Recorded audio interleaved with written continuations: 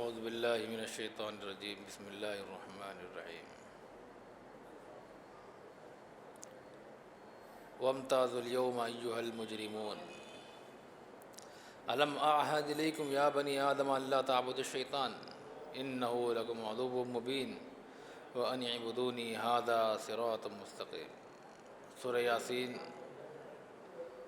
کی یہ وہ آیتیں ہیں جو ہمیں قیامت کے مناظر یاد دلاتی ہیں، اور قیامت کے دن اللہ تعالیٰ کا بندوں کے سلسلے میں کیا معاملہ ہوگا، اس کو اللہ تعالیٰ نے واضح فرمایا کہ وہ قیامت کے دن کیسا ہوگا، کتنا ہولناک دن ہوگا۔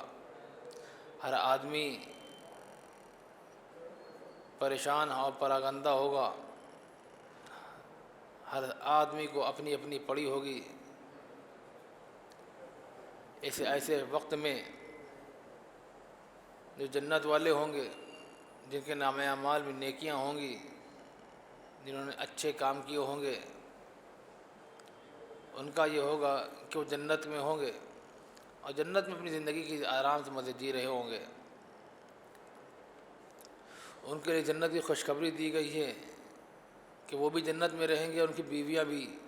جنتوں میں ہوں گی، آرام دہ مسہریوں پر تکیے لگائے ہوں گی، ایک آرام کی زندگی جی رہی ہوں گی۔ لَهُمْ فِيهَا فَاكِهَةٌ وَلَهُم مَّا يَدَّعُونَ، اور اس میں ہر قسم کے میوے ہوں گے اور ہر وہ چیز جو وہ چاہیں گے ان کو ملے گی۔ سلام قولا من رب الرحیم، اللہ کی طرف سے ان کو سلام آیا کرے گا۔ یہ تو جنت والوں کی بات ہو گئی۔ جو جہنمی لوگ ہوں گے، قیامت کے ہولناک منظر میں، ہولناک وقت میں، جہاں کوئی سایہ نہ ہوگا، کوئی بچانے والا نہ ہوگا، ہر آدمی کو اپنے اعمال کا حساب خود دینا ہوگا۔ ایسے وقت میں گنہگار نیکوکاروں کے پیچھے بھاگیں گے، ان سے چپٹے کھڑے ہو جائیں گے کہ ہمیں بچا لے، ہمیں بچا لے، ہمیں بچا لے۔ تو اللہ تعالیٰ فرمائے گا، اے لوگوں، اے گنہگاروں، آج تمہیں اتنی بھی اجازت نہیں ہے کہ نیک لوگوں کے پاس کھڑے ہو جاؤ۔ تم نے کبھی نیک لوگوں کے پاس کھڑے ہونے کو اپنا وقت دیا ہی نہیں۔ ہر وقت دنیا کے اندر تمہارا جو وقت کٹتا رہا، دنیا پرستوں کے پیچھے بھاگتے رہے، ایسے ہی لوگ تمہارے دوست یار رہے، ایسے ہی لوگوں کو تم سہارا لیتے رہے، جنہوں نے تمہیں دین سے بیگانہ کر دیا، دین سے دور کر دیا، اور آج تم ان کے پاس کھڑے ہو۔ وامتازوا اليوم ایھا المجرمون، اے مجرموں، آج نیک بندوں سے بالکل الگ ہو جاؤ۔ کیا میں نے تم سے کہا نہیں تھا کہ دیکھو شیطان کی بات مت ماننا، تمہارا کھلا دشمن ہے، لیکن تم نے مانی۔ اور تم سے یہ کہا تھا کہ دیکھو میری بندگی کرنا، یہی سیدھا راستہ ہے، تم نے نہیں کی۔ یعنی تم ایسی زندگی جیتے رہے جو تم چاہتے رہے، تم نے اپنی من مرضی کی زندگی جی ہے۔ جس چیز سے میں نے منع کیا تم نے وہ کرا، اور جس چیز کو کرنے کا حکم دیا وہ نہیں کیا۔ تم اپنے آپ کو خدا سمجھ بیٹھے تھے۔ یہ جہنم ہے جس کا تم سے وعدہ کیا گیا تھا، یہ دیکھو اب یہ جہنم ہے۔ تم سے کہا گا جاؤ، اپنے گناہوں کی وجہ سے آج تم جہنم کے حقدار ہو گئے ہو۔ تو بہت سے لوگ آئیں گے، عذر بیان کرنے بھی آئیں گے، پریشانیاں بتانے آئیں گے، ہم نے اللہ تعالیٰ تیری بات کیوں نہیں مانی۔ آئیں گے، بہت سے لوگ آئیں گے۔ کوئی جھوٹ، وہاں بھی بھول جائیں گے جھوٹ، کوئی جھوٹ بول جائے گا، کوئی اللہ تعالیٰ کو نعوذ باللہ دھوکہ دینے کی کوشش کرے گا، کوئی کسی پر الزام لگانے کی کوشش کرے گا۔ سورہ سبا کے اندر اللہ تعالیٰ نے یہ منظر کشی کی ہے، وقال الذین کفروا للذین استضعفوا لمن آمن منهم وقال الذین کفروا لن نؤمن بهذا القرآن، کہ ہم جب قیامت کا منظر ہو، ہولناک منظر ہوگا، تو یہ انکار کرنے والے جو آج دنیا میں کہتے ہیں کہ ہم قرآن پر ایمان نہیں لائیں گے،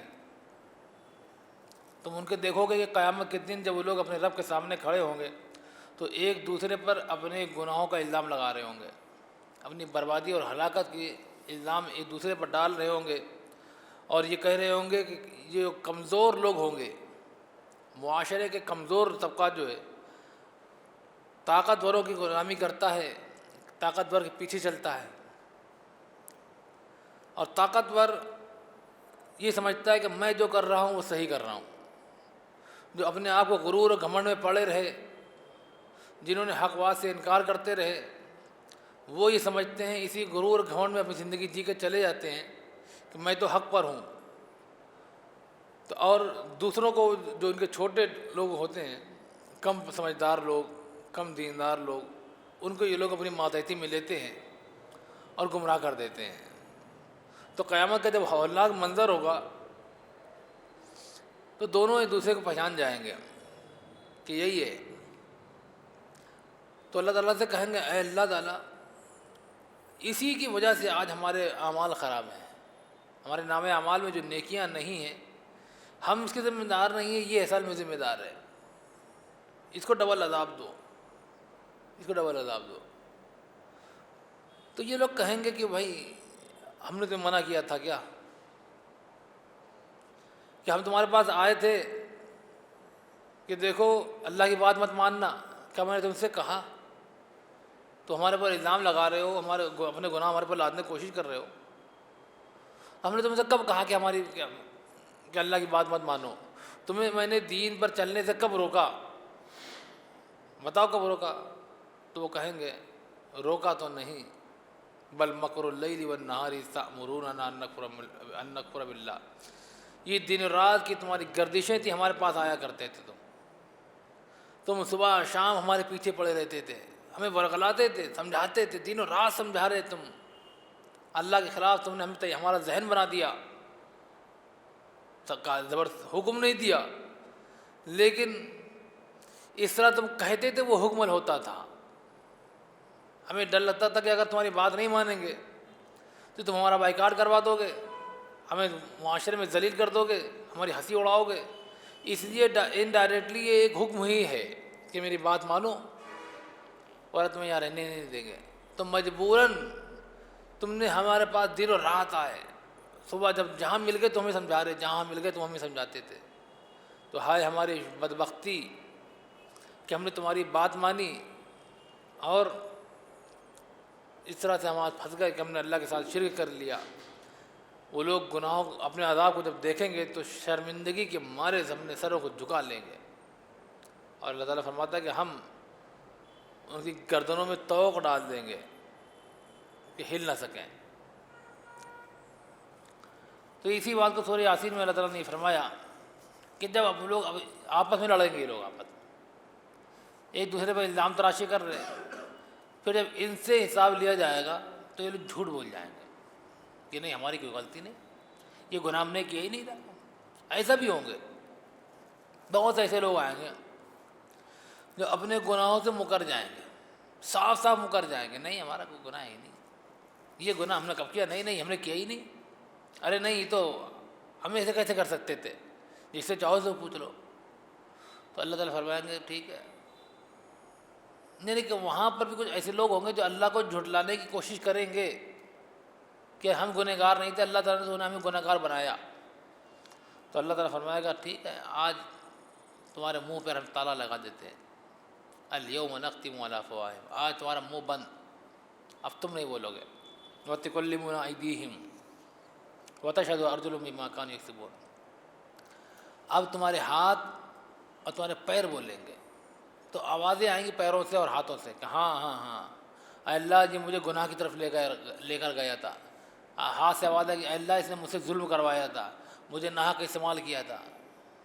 تو وہ آدمی کہے گا یار تم لوگ میری باڈی ہو کے میرے خلاف بغاوت کر رہے ہو، وہ پورے سب کی طرف جہنم میں جلنا پڑے گا، پتہ ہے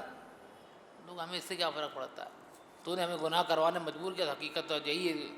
تو اللہ پر الزام مت لگا۔ تو اس طرح کے ان کے الزامات خود ان کے خلاف ثابت ہو جائیں گے، اور پھر وہ افسوس اور رونا پٹنا مچا دیں گے کہ ہائے میری بدبختی، ہائے افسوس کہ ہم اس بھلاوے میں پڑے رہے، اللہ کی بات نہ مانی، رسول اللہ صلی اللہ علیہ وسلم کی بات نہ مانی، اور نتیجہ یہ نکلا کہ ہمارے موت آ گئی اور ہم کل کل کل کے وقت میں انتظار میں کہ نیکیاں کل کریں گے، اسی وقت میں ہم نے اپنا پورا وقت کاٹ دیا۔ سورہ یاسین جب پڑھیں تو اس میں آخرت کا تصور بھی ہے، آخرت کی یاد دلاتی ہے، اللہ کی وحدانیت کی یاد دلاتی ہے، قیامت کے منظر کی یاد دلاتی ہے۔ حضور صلی اللہ علیہ وسلم نے فرمایا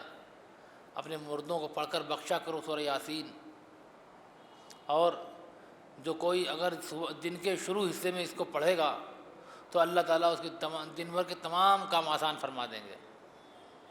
ہم لوگ کوئی کام نکلتے ہیں، الجھ جاتے ہیں، کاروبار میں کہ پریشان گھوم رہے ہیں، اگر کیا ہی بہتر ہوگا فجر کے بعد میں قرآن سورہ یاسین پڑھ لیں تو اللہ تعالیٰ دن بھر کے معاملات ہمارے لیے آسان کر دے گا۔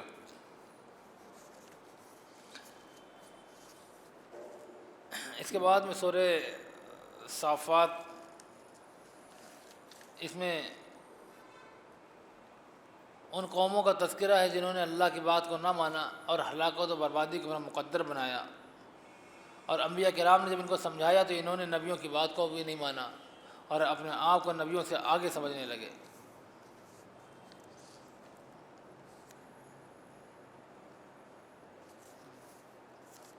اور پھر سورہ صاد،